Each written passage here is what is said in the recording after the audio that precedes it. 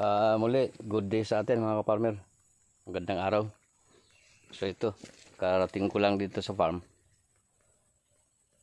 Ano ito, bahagi ito ng update ko sa inyo sa farm. Ito yung daan natin, yung farm to market road. So ito yung kabilang portion ng farm.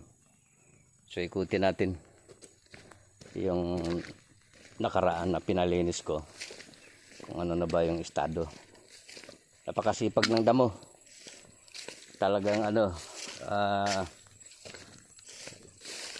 yung pinatabas natin dun sa bali Pakyawan sila ngayon,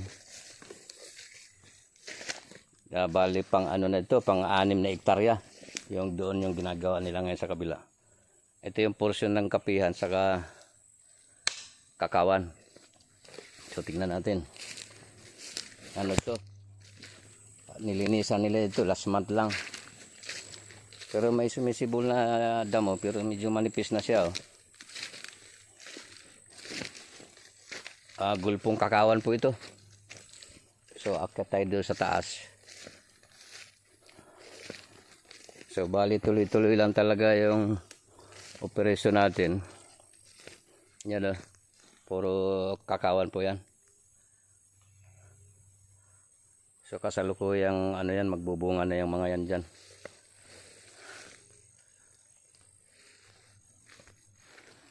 Ayan po mga ka-farmer, ayan, within a month, pero manipis na. Pwede na dito yung grass cutter, yung tansi na lang yung gagamitin natin dito para mas mabilis. So hindi na siguro natin hahayaan to na susukal pa.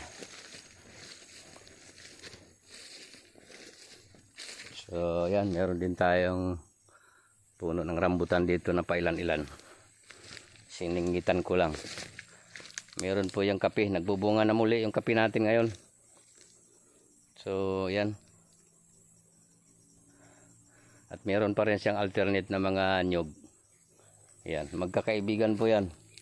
Nyog, kakao, kape sa ilalim ng nyogan pwede. Ayan.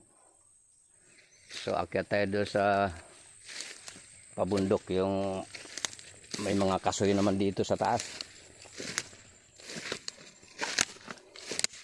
So ito yung estado ng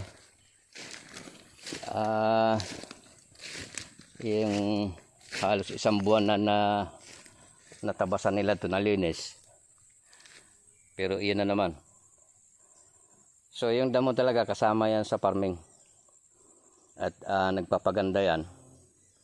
Dahil nabubulok lang kusa dyan yung ating tinabas. At dyan nakikilala yung lupa na mataba.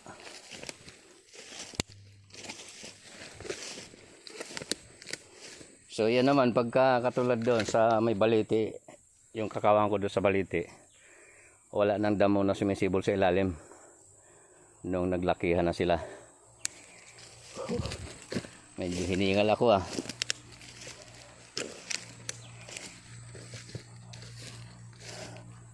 Ito pong mga video ko na to, hindi na nyo ako kailangang makita, lalo na dyan sa Facebook. Yung gusto lagi ni Meta kasi makikita yung pagmumukha. Hindi naman pagandahan lalaki dito. Ang mahalaga dito yung information na binibigay ko. Tulad po ng kakao na yan, gusto niyan sa ganyan. Kaya hindi ko na kailangang sirain yung mga dating puno dyan. Nakakatulong kasi sa ating environment yan. So